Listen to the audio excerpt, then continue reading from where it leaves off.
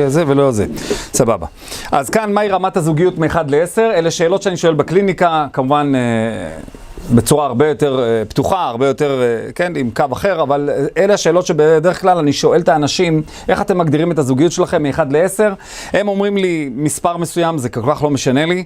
לי אישית זה לא משנה, להם זה ודאי משנה. כל אחד מהם אומר לי מספר אחר, הבעל אומר לפי דעתו זה סבבה, לפי דעתה זה חבל על הזמן, על הפנים. ואז השאלה השנייה, על פי מה אתם קובעים את הציון שלכם? ואז רוב הזוגות פונים ואומרים, תשמע, בסך הכל, בוא נאמר זה ציון טוב, כן? בוא נאמר. בסך הכל, יש בינינו כימיה, אלגברה, יודע מה, כל מיני כאלה. סך הכל אם אני אומר היא עושה, אם אני אומרת הוא עושה, הם עוזרים, יש זה.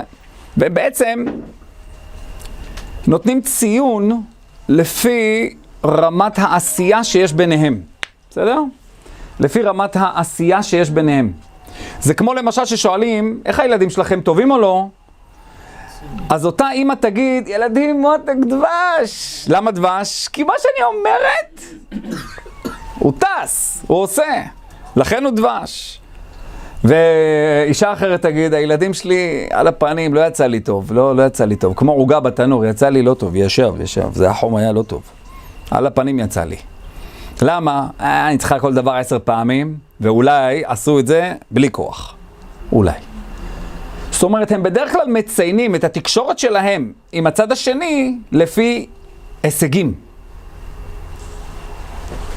דבר שהוא לא טוב. ואז התחלנו לדבר כדי להביא אותם בעצם להבנה אחרת, לשדרוג תוכנה במוח. שם ככה הרב, לרוב אם אחד הצדדים הוא מרצה, אז אם נשאל את הצד השני, איך הזוגיות בשבילו, או איך אבא ואמא שלך, הם יגידו פחות טוב. פחות טוב, נכון. כי בדרך כלל הצד המשקיע, יותר טוב לו. אז אני שואל את השאלות האלה, אם יש הסכמה הדדית ביניכם, האם זה מוביל לזוגיות טובה? ודאי שכן. כן, ויש אנשים שחייבים להיות כאלה, רגע, למה התכוון המשורר? הסכמה הדדית, זוגיות טובה? לא חייב. צריכים לצאת כאילו חכמולוגים כאלה. שאלה פשוטה, כן, ונגמר. אם יש אי הסכמה, אני רק חוזר על מה שהיה השבוע שעבר. האם זה מוביל לזוגיות לקויה? ודאי, כי כל הזמן הקונפליקטים והמחלוקות גורמים לבעיות. בדרך כלל, התוודענו לזה שבעצם הזוגיות שלנו תמיד תהיה באי הסכמה, כמעט, וזה גן עדן. מי שיש לו את זה, סיימו את התיקון שלהם. ואז אנחנו שואלים שאלה, האם יש אפשרות לאי הסכמה, אבל לזוגיות סבירה? העלינו כל מיני אפשרויות, בסדר? שהערכנו בזה מאוד, היה לי חשוב להראות לכם את האפשרויות האלה. מה זה ויתור שאמרו כאן, הקשבה דינמית, אקטיבית וכולי, ניהול שיחה, ויכוח מותר, מריבה אסורה, הטונים נמוכים, קצב איטי, שמירה על כבוד בן הזוג, הראינו איך עושים את כל הנושא הזה.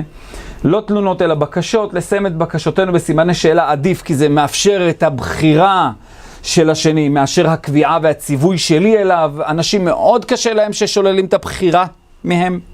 מאוד קשה להם להיענות בחיוב. מאור פנים, ראינו שזה קריטי, זה חשוב, כי דרך מאור הפנים אנחנו רואים בעצם את האינטרס שיש לנו. אם זה במאור פנים, האינטרס הוא לקראת. אם זה בפנים כבויות, אז זה, אפילו אם אני אייפה את זה, מאמי חמודי נשמה שלי וזה, הפנים משקפים את האינטרס, האם אני רוצה כאן משהו לא נעים אחר. הדגשת נקודות חיוביות, בלי אבל וצריך, אלא עם וו החיבור, משוב חיובי שהוא קריטי. המצרך הנדיר זה סבלנות, דיברנו על זה, הערכנו בזה, אני מודע לזה. לאחר מכן בעצם הגענו לכוונות, למסקנה אחרת. אז על פי מה רמת הזוגיות שלנו נקבעת? זה לא מה שאנחנו עושים, זאת אומרת זה לא על פי הישגים. אסור לנו להגיד הזוגיות שלנו טובה בגלל שהיא עושה הרבה, הוא עושה הרבה. ההישגים, אסור לעשות את זה ככה, אלא לפי איך אנחנו במה שצריך לעשות. זה מה שקובע את רמת הזוגיות שלנו. זאת אומרת, אם השני בוחר לא להקשיב לי, זה לא אומר שהזוגיות שלנו על הפנים. בסדר? אני מסביר את עצמי, טוב? הנה, כן, בטח. כמובן, זה לא תוכן הדברים, אלא צורת ההגשה. זה קבענו יעד חדש בזוגיות, היעדים לא הישגיים, אלא אלא של איך מדברים, איך מתקשרים, באיזה סגנון וכו'.